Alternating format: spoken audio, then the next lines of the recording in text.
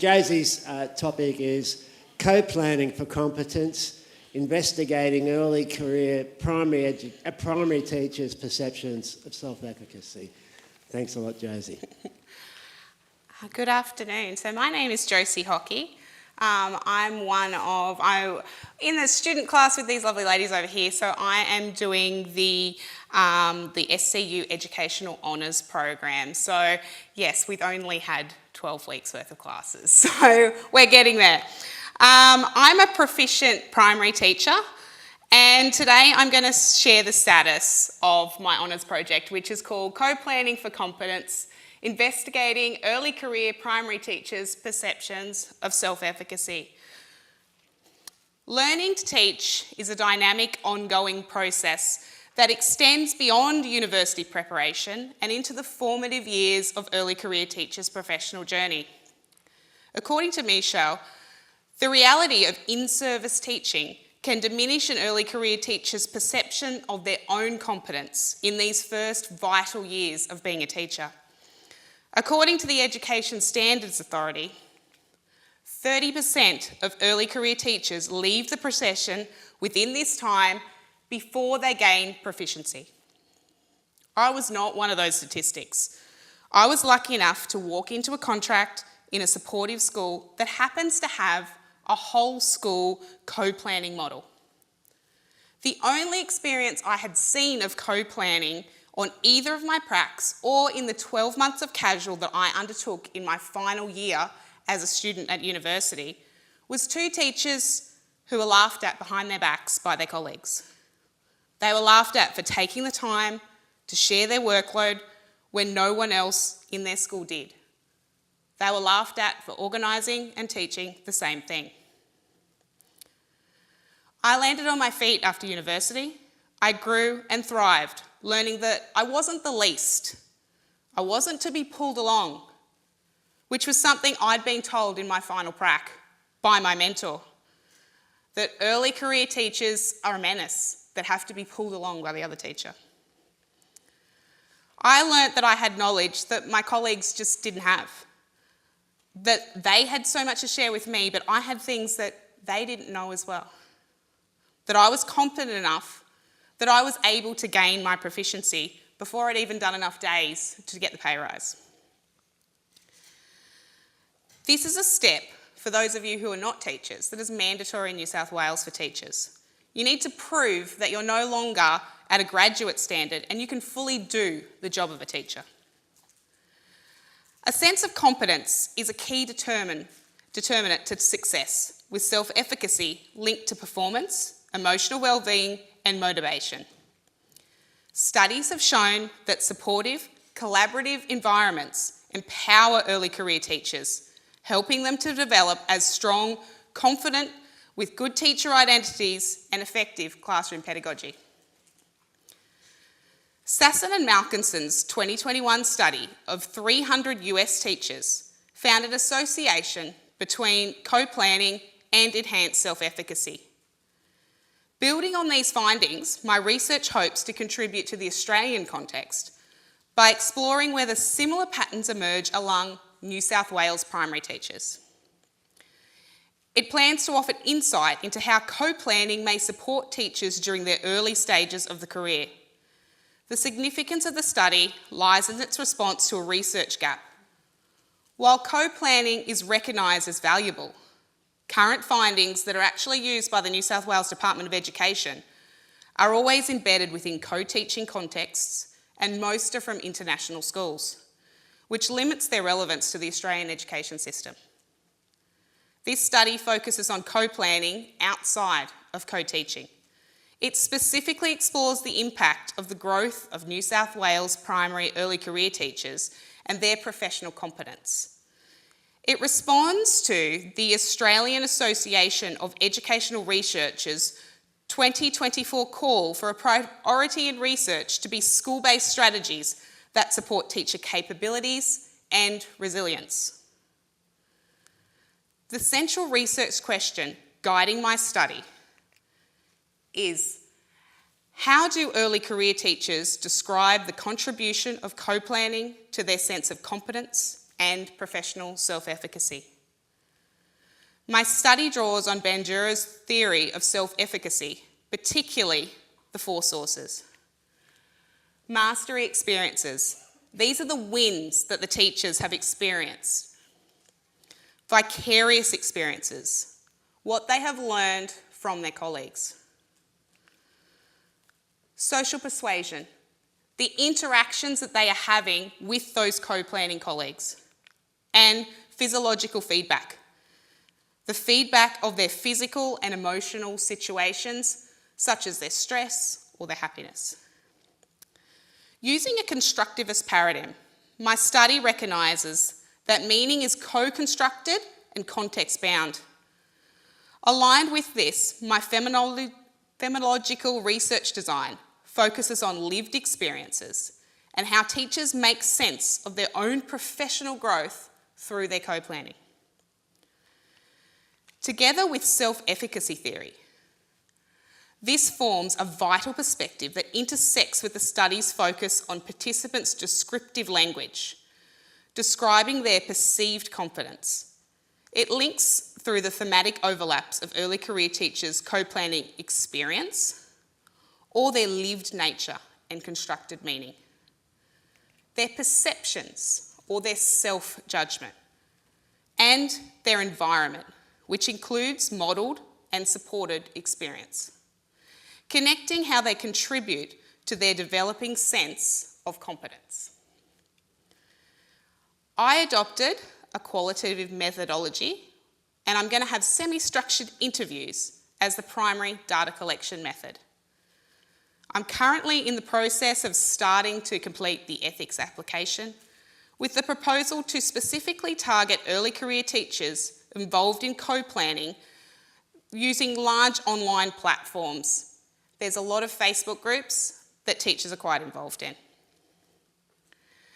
Prospective participants will be invited to complete a brief screening survey I've constructed in Qualtrics, designed to determine their eligibility, and it will be based on 3 criteria. Their current engagement in co-planning practices, their identification as an early career teacher, which I've defined as less than 4 years worth of teaching experience, and they must be working within a New South Wales primary school. The screening survey will also collect demographic data to provide contextual background. However, it will be made sure that no identifying information, such as their name or location of the participant's school, will be requested.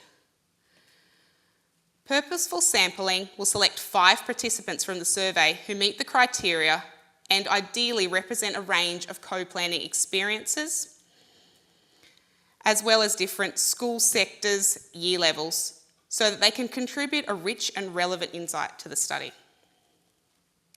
While in-person interviews will be available, because of their proximity to me in Coffs Harbour, I expect most will be over Zoom. Research has shown that participants actually prefer Zoom meetings over face-to-face, telephone, or other online platforms. The research will employ semi-structured interviews using open-ended questions so that they can respond in ways that uniquely reflect their experiences. The questions are designed to allow participants to use their own descriptive language to describe their co-planning. While it's still a work in process, my current questions are: can you describe your experience with co-planning? The question aims to establish a context and allow participants to reflect on the nature and the extent of their co-planning environment. How confident did you feel as a teacher before you began co-planning? This may need to be redirected to their university practice if they have not had any other in-service experience. It targets their self-efficacy without collaboration and explores their initial self-perception. How has co-planning influenced your ability to perform your job? This directly probes at the contribution of co-planning to their perceived competence. That's their mastery experience, what they have done themselves. How has collaborating with other teachers affected your professional growth? This is there to explore the influence of the social modelling and their professional feedback. Can you give an example of how co-planning once helped you to overcome a professional challenge? This investigates the vicarious experience and the social persuasion elements of self-efficacy theory. It's their co-planning perceptions. Given the choice, would you prefer co-planning or a more autonomous approach in your future, and why?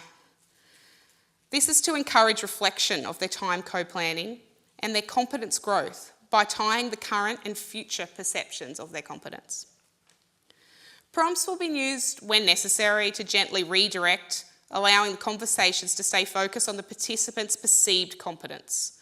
While this is their primary focus, the format should also enable me to collect some data with some broader perspectives and emergent ideas relating to co-planning, professional efficacy, and gain a deeper insight aligned with the research objective.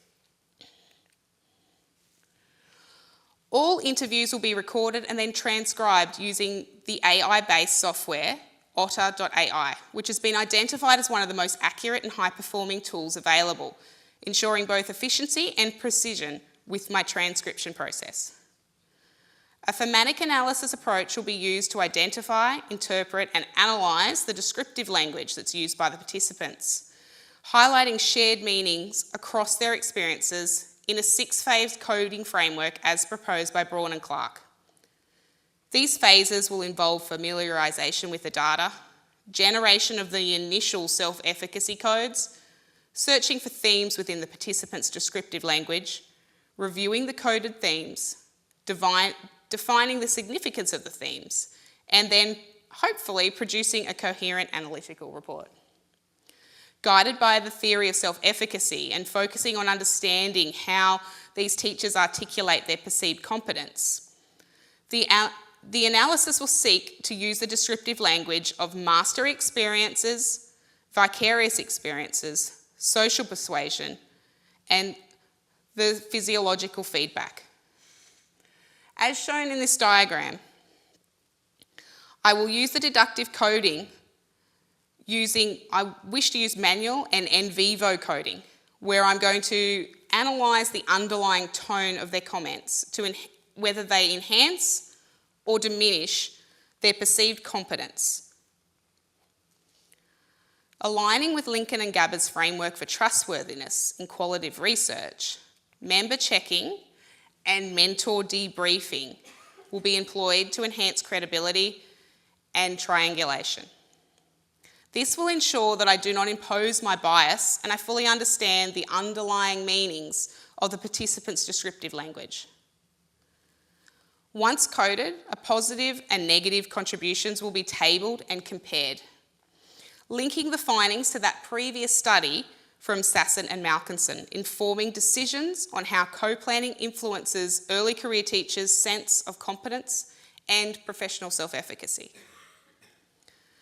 To conclude, this study is a small but hopeful significant contribution to understanding how collaborative practices of co-planning can support early career teachers.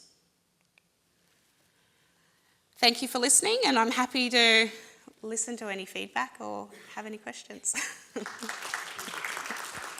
Thanks, Josie. And it's really great, isn't it, having some of our honours students presenting to Praxis too. So, yeah. I know that it's much more condensed process doing an honours project. But hey, feel free to come and talk to us when you get to the en vivo phase too. We've got some really good support people with that. Amazing. All right. Do we have any questions from the audience on that project? Yeah, Banu. No, because it needs to go on the tape. Because other people are going to watch this, you know. Thank you. It was a really good presentation. My question is, so you mentioned 30% in the first slide. So is it a guesstimation or it's from the studies? Or No, that's from data. So there's a requirement in New South Wales that you have to do this proficiency process to prove that you're at a proficient level.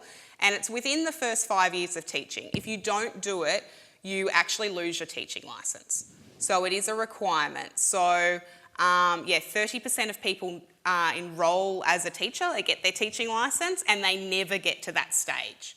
So when you first get your teaching licence, you are on a limited sort of licence for those first 5 years. So you're coming out at a graduate level, you're expected to be that graduate level. They say that you should teach at least 160 days before you go through that process so that you've got some experience. It is linked to a pay level as well, so you can't go up. You go up, they've changed it, so there is one pay level you can go up if you're on class, but you can't go to the next pay level without having that proficiency. No matter, even if you've done 5 years, you cannot pass it without having that proficiency done.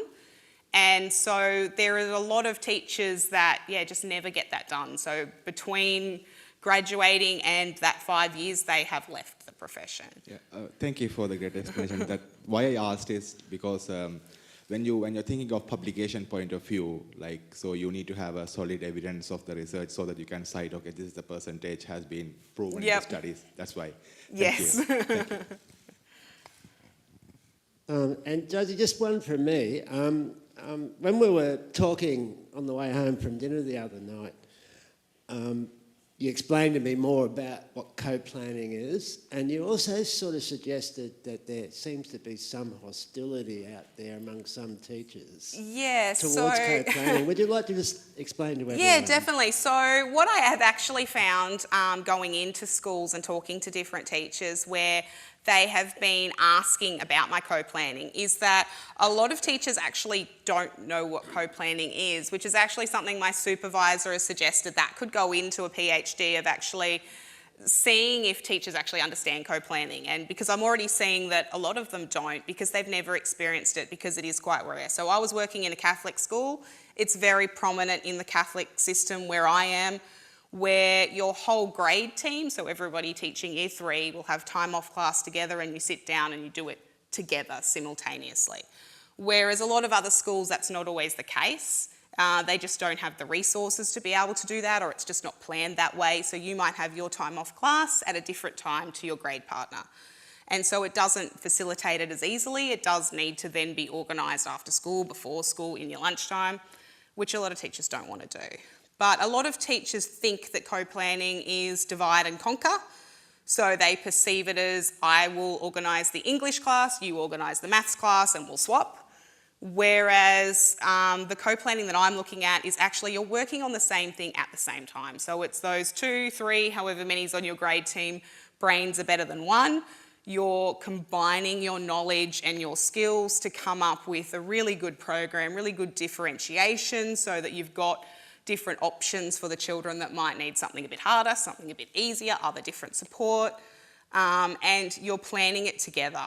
And what I found was it gave me a really good understanding of what I was teaching. So I could go in and teach very competently, very confidently, whereas if you've just been given something that somebody else has created, a lot of your time's going into understanding what they mean, what you're supposed to be doing. Whereas when you create it together, you know what that is and you know what you're teaching and you can go in and confidently teach it to the children. Well, I'm so glad that both you and your supervisor are already thinking of a PhD as well. So I think we have a very good chance with that project of seeing you back here next year. One last question from Katie. This is just a really quick comment. Encouragement. Yep.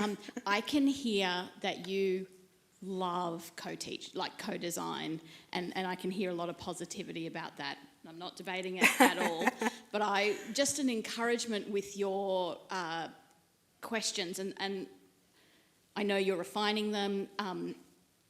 They were pretty good. I think there's a little bit of work to be done there, but my encouragement is to go in to try and let go of that positivity and to be really neutral about it, and particularly just framing around, because you might, who knows what you're going to discover from the experiences of your participants.